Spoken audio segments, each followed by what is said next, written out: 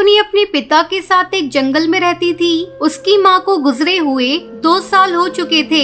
एक दिन टुनटुनी के पिता बीमार पड़ गए। बीमारी की हालत में वो सोचने लगा, इतनी ज्यादा तबीयत खराब है, अगर मुझे कुछ हो गया तो टुनटुनी की देखभाल कौन करेगा।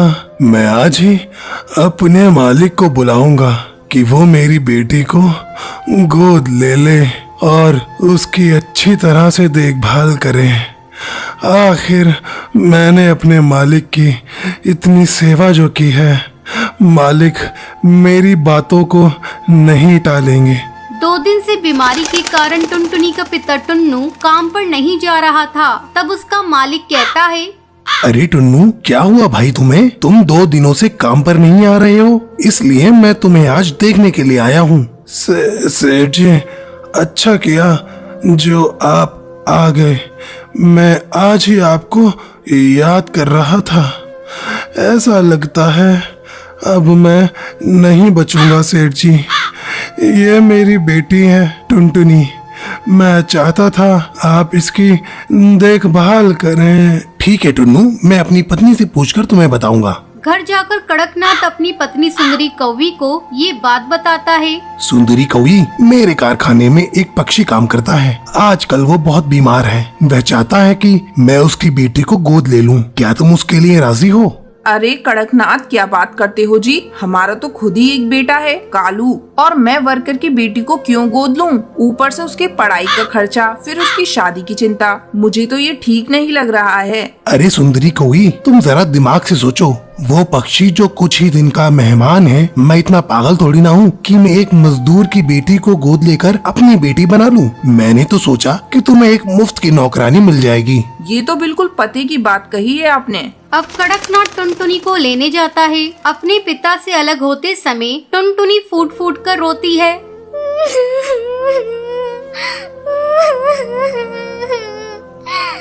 बाबा, मुझे अपने से अलग मत करो।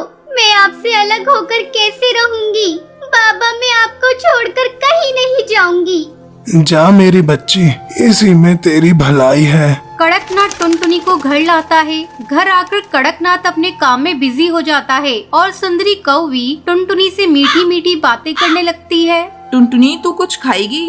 नहीं माँ, मुझे भूख नहीं है। अरे सुन टुनटुनी, मैं तेरी कोई माँ नहीं हूँ। तू मुझे मेम साहब कहा कर। चल अब जा जाकर रसोई में सो जा। अगली सुबह सुंदरी कौवी टुनटुनी के पास जाती है।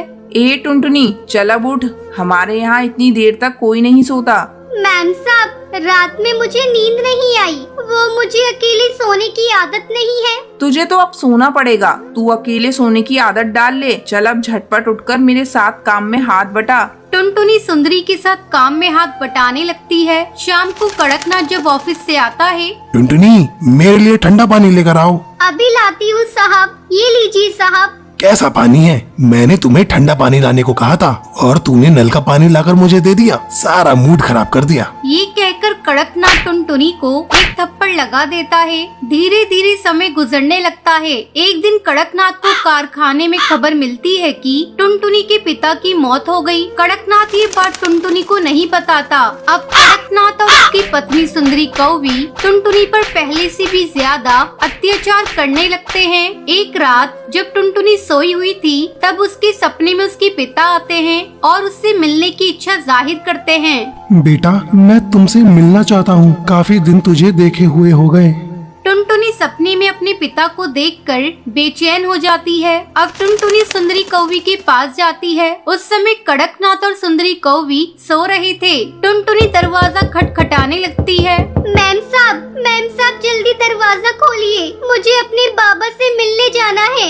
मेरे बाबा मुझे बुला रहे हैं। मैं अपने बाबा के पास अभी इसी वक्त जाऊंगी। अरे टुनटुनी, इतनी रात हो गई है, तुम हम लोगों को परेशान क्यों कर रही हो? कौन सी आफत आ गई? मैम साहब, अब मैं यहाँ एक पल नहीं रहूंगी। मेरे बाबा मुझे बुला रहे हैं। मैं अपने बाबा के पास अभी जाऊंगी। चुप हो जा कमबख्त, सारी नींद खराब कर दी। कल सुबह बात करेंगे। चल अब भाग यहाँ से। टुनटुनी रोती रह जाती है, लेकिन कड़कनाथ और सुंदरी कौवी पर उस बच्ची के रोने का कोई असर नहीं होता। ये सब कालू कौवा देख रहा होता है और कालू को टुनटुनी पर दया आती है, लेकिन कालू कौवा कुछ कर नहीं पाता। एक दिन सुंदरी कौवी टुनटुनी को बेवजह पीट रही होती है। तभी कालू कौवा वहाँ आता है और टुनटुनी को बचा लेता है। माँ, आप में जरा सी भी दया नहीं है। कोई इस तरह किसी को मारता है क्या? अब टुनटुनी यहाँ नहीं रहेगी। मैं कल ही इसे इसके बाबा के यहाँ छोड़ कर आता हूँ। अगले दिन कालू कौवा टुनटुनी को उसके बाबा से मिलाने ले जाता है। वहाँ जाकर टुनटुनी को पता चलता है कि उसके बाबा अब इस दुनिया में नहीं रहे। ये सुनकर टुनटुनी बहुत रोती है। तभी कालू कौवा टुनटुनी से कहता है, टुनटुनी, अब तो तुम्हारे बाबा भी चल बसे और मेरे घर तुम ठीक से रह नहीं पाओगी। मेरी माँ तुमको चैन से रहने नहीं देगी। तुम अब अकेली हो। तुम बुरा न मानो तो मुझसे शादी करोगी? टुनटुनी को कालू कौवे की बात सुनकर अच्छा लगता है और टुनटुनी इसको शादी के लिए हाँ कर देती है। फिर वो दोनों एक साथ खुशी खुशी रहते हैं।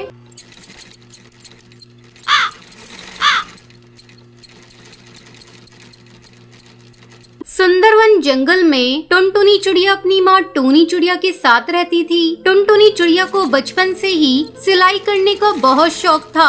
जब भी उसे समय मिलता वो अपनी माँ की सिलाई मशीन निकाल कर उस पे सिलाई करने लगती।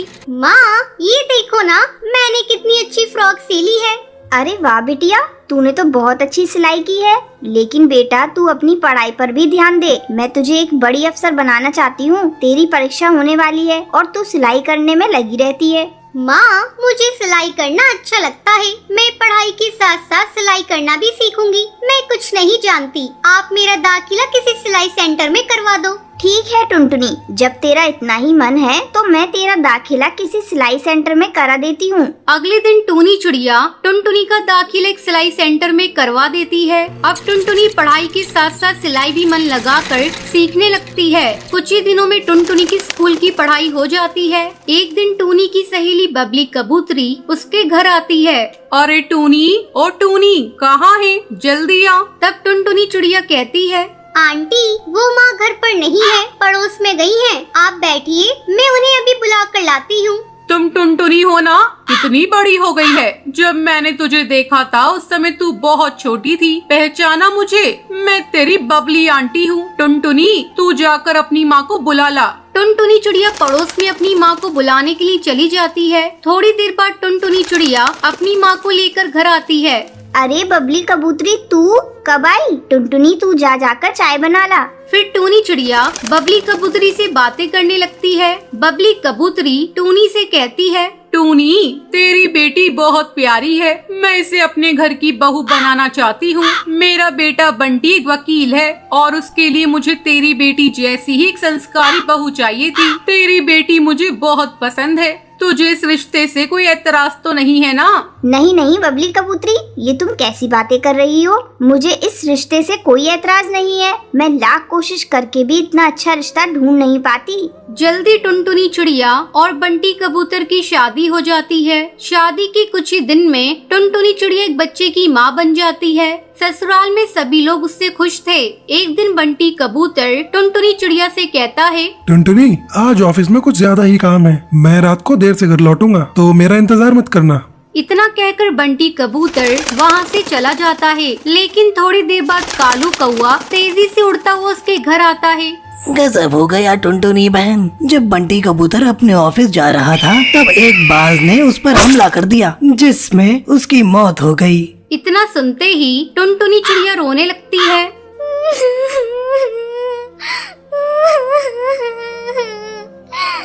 माँ जी, ये सब क्या हो गया? माँ जी, बंटी कबूतर के बिना भी ये घर कैसे चलेगा? टुनटुनी, तू हिम्मत मत हार बेटा। ऊपर वाले की मर्जी के आगे किसी की नहीं चलती। इस तरह कुछ दिन गुजर जाते हैं। टुनटुनी चिड़िया अपना दुख भुलाकर सिलाई का काम करना शुरू कर देती है। आस पड़ोस के पक्षी उसके पास अपने कपड़े सिलवाने के लिए आने लगते हैं। एक दिन हरी काकी उससे कहती है, टुनटुनी, तू तो इतनी अच्छी दर्जी है, इसके बारे में तो मुझे पता ही नहीं था। कम पैसों में बहुत अच्छे कपड़े सिल देती है। तू ऐसा कर, अपना एक बुटीक खोल ले। हाँ काकी, आपका सुझाव बहुत अच्छा है। मैं जल्दी ही अपना बुटीक खोलूंगी, लेकिन इसके लिए पहले मैं माँ जी से इजाजत लूंगी। हरी काकी के जाने के बाद टुनटुनी चिड़िया अपनी सास से बुटीक खोलने की इजाजत मांगती है। माँ जी, क्यों ना मैं अपना एक बुटीक खोल लूं? इससे अच्छी कमाई हो जाएगी। ठीक है टुनटुनी, तुझे जो अच्छा लगे वो कर। तू अपने बुटीक का अच्छे से काम कर, मैं तेरे बच्चे को संभाल लूंगी। जल्द ही टुनटुनी चिड़िया अपना बुटीक खोल लेती है। अब उसकी कमाई पहले से दुगनी हो गई थी। इस तरह टुनटुनी चिड़िया खुशी खुशी अपनी जिंदगी बिताने लगती है। सुंदरवन जंगल में कालू कौवा अपनी बीवी टुनटुनी और अपनी माँ टूनी के साथ रहता था। टुनटुनी और कालू कौवा टूनी के साथ बिल्कुल अच्छा बर्ताव नहीं करते थे। एक दिन कालू कौवा काम के लिए निकल जाता है। टूनी को बहुत भूख लगती है। वो टुनटुनी को आवाज लगाकर बोलती है, टुनटुनी बेटा, कुछ खाने को बना दो, बहुत भूख लग रही है। दोपहर भी हो गई है, मुझे दवाई लेनी है। खाने को भी मैं ही बना कर दूंगी। आपके हाथ पर क्या काम नहीं करते? दिन भर परेशान कर देती हो, कुछ तो काम कर लिया करो।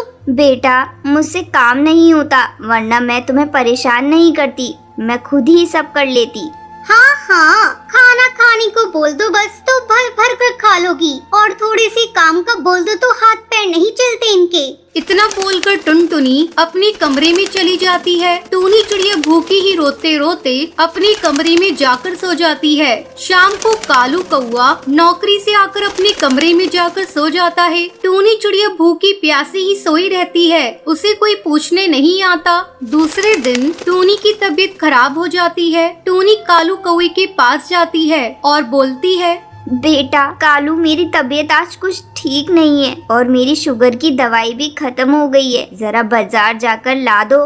अरे माँ, तुम्हें पता है ना खर्चे कितने बढ़ गए हैं। मैं परेशान हो गया हूँ इन रोज रोज के खर्चों से। खैर, आपकी दवाई लाकर दे दूंगा। और सुनो माँ, टुनटुनी को परेशान मत करना, वो बेचारी थक जाती है पूरे दिन घर का काम करते करते। पर बेटा, मैंने कहाँ परेशान करा बहू को? चुप करो माँ, तुम्हारी नियत और सीरत मैं अच्छे से जानता हूँ। तुम बस चुपचाप एक कोने में पड़ी रहा करो। कालू अपनी माँ को बुरा भला कहकर काम पर चला जाता है। जब शाम को घर लौटता है तो टुनटुनी टीवी पर सीरियल देख रही थी और माँ टूनी एक कोने पर चुपचाप बैठी कालू बेटे का रास्ता देख रही होती है। कालू कौवा जैसे ही अंदर आता है, फिर टूनी उसके लिए पानी लेकर आती है और बोलती है, ले बेटा, पानी पी ले, थक गया होगा ना।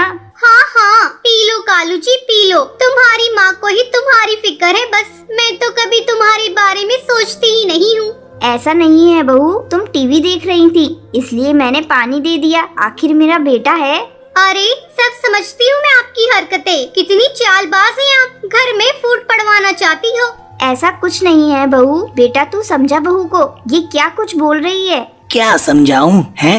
क्या समझाऊं? सही तो बोल रही है। कोई काम होता नहीं तुमसे और मुझे देखकर सब काम खुद करने लग जाती हो। मुझे तो समझ नहीं आता कि कैसे झेलूंगा मैं तुम्हें माँ। मैं तो कहती हूँ इनको ना किसी वृद्धाश्रम में छोड़ाओ, जान खा रखी है इस बुढ़िया ने। हाँ, सुबह ही किसी वृद्धाश्रम में ले जाता हूँ। बेटा मैं कहीं नहीं जाना चाहती, मुझे अपने से दूर मत कर, मैं मर जाऊंगी। तुम्हें जाना ही पड़ेगा माँ, तुम इस घर में रहने लायक नहीं हो। तुम्हें इज्जत की रोटी हजम नहीं होती माँ, और ना तुम हमें ठीक से रोटी खाने देती हो। अब हम ही इस घर को छोड़ देंगे, बस यही चाहती हो ना? कालू कौवे की बातें सुनकर टूनी रोते रोते बोलती है, नहीं बेटा, तू ऐसा मत बोल, मैं ही चली जाऊंगी। सुबह होते ही कालू कौवा अपनी बूढ़ी माँ को वृद्धाश्रम छोड़ आता है। थोड़ा समय बीत जाता है। एक दिन कालू कौवा और टुनटुनी लंच के लिए अपने दोस्त मिट्ठू तोता को अपने घर बुलाते हैं। मिट्ठू कालू से बोलता है, अरे यार, कितने सालों बाद मिले हैं अपन आज। हाँ यार, बहुत टाइम हो गया। आज तो भाभी जी के हाथ का खाना खाने को मिलेगा। पर भाभी, एक बात बोलूंगा, आंटी जैसी दाल की खिचड़ी कोई नहीं बना सकता। वो तो पूरे जंगल की बेस्ट कुक है। क्यों, है ना कालू कौवे? हाँ यार। वैसे यार, आंटी है कहाँ? दिखाई नहीं दे रही है। यार, मैं और टुनटुनी उनसे परेशान हो गए थे, उन्होंने परेशान कर दिया था। खाना, दवाई और कितनी महंगी दवाइयाँ आती थी उनकी, तुझे तो पता ही है। तुझसे ही तो मंगवाता था मैं दवाइयाँ। हाँ सही बोल रहा है, पर जिसे तू नॉर्मल शुगर की दवाइयाँ समझकर मंगवाता था ना, वो तेरी माँ का तुझे दिया गया ऐसा कर्ज है जो तू कभी नहीं चुका सकता कालू। तू कभी आंटी के मन को समझ ही नहीं पाया। उनके मन में सिर्फ तेरे लिए प्यार था, और ये तेरी जिंदगी जो है ना, ये उसी दिन खत्म हो जाती जब तू 9 साल पहले हॉस्पिटल में एडमिट हुआ था। जिस माँ ने तुझे ये बोला था ना हॉस्पिटल में, बेटा परेशान मत हो, नॉर्मल पथरी का ऑपरेशन है, उस माँ ने अपनी जान की परवाह न करते हुए तुझे एक किडनी दी थी। वो चाहती तो उस वक्त अपनी फिक्र करके तुझ जैसी औलाद को मरने देती, पर उन्होंने तुझे बचाया और थू है तुझ पर कालू।